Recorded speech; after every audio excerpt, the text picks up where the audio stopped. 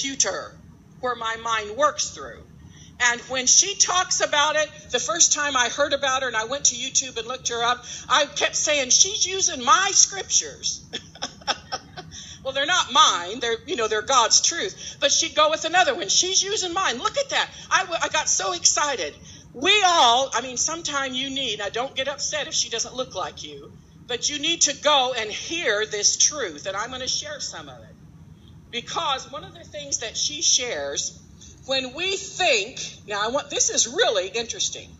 When we think negative, just think it, and we speak negative, black holes actually come in the brain. They have scientific ways of putting probes on people's brains and then telling them to do things, and there's a blackness that comes in. Now, opposite. When we think positive, God thoughts, and we say positive things, there's lights that start flashing in the brain, and there's all kinds of colors that start popping around. You talk about God being a great God? He put this brain in our heads, and if we learn to use it according to God's truth and speak his truth, when you know the truth shall set you free. I'm getting ahead of my notes here, but that's all right. I get so excited about this. That word know means far beyond just hearing something. It means a study of. It means a process. It means an attainment. And usually, just like in counseling, I can counsel somebody for the first session, get some of their history, and I see where they're coming from, so I start speaking God's truth into their life. And they go, oh, that's good. And, by the next session, unless they have taken real good notes, or if you're on Skype, you can record it. You can, for an extra $10 on Skype. Skype is free. But for an extra $10, you can download a program that records the sessions. And I have had one counselee that did that. Counseled him for a long time. And he went back and reviewed some of the first sessions that we had. And he said, those are the things that I'm just now starting to comprehend, and you told me months ago. But see, that's what happens when we have distorted, stinking thinking. We have something like a filter. Usually I have an extra piece of paper here. Hold on a minute. I'm going to use this in a minute, so I'll take it out.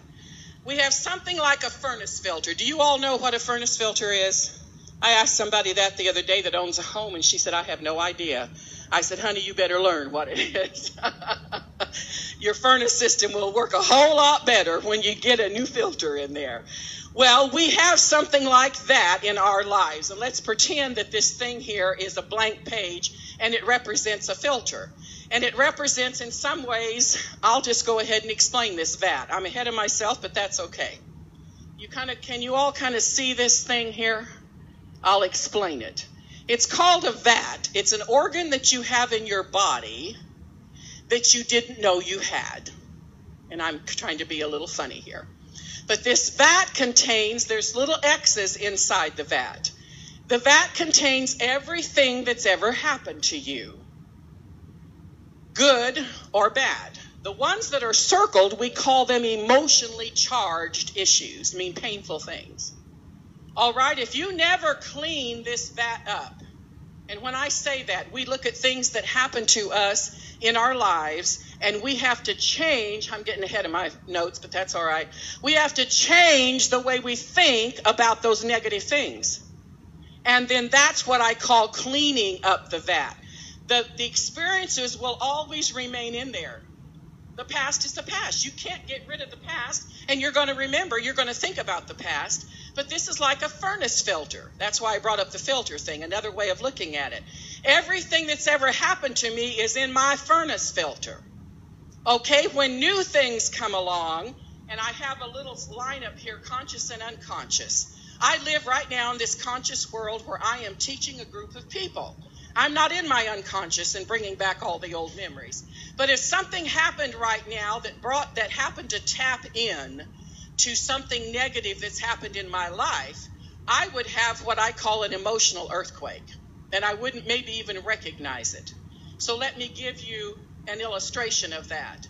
If you say and I didn't have an angry father, so I can't say mine, but I've talked to a lot of people who've had angry fathers.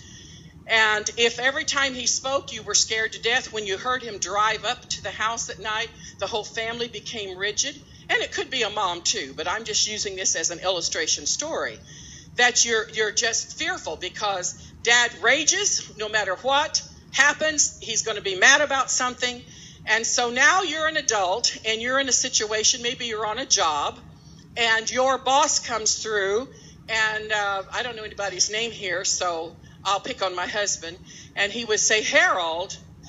Well, did you hear my voice right then? Harold? Does that sound joyful and nice? And no. It's like, uh-oh, I'm in trouble. So the fear of the painful father will kick in and go in my vat, and I'll be having this emotional, fearful earthquake, not even knowing what the boss is going to say, but just because of his voice.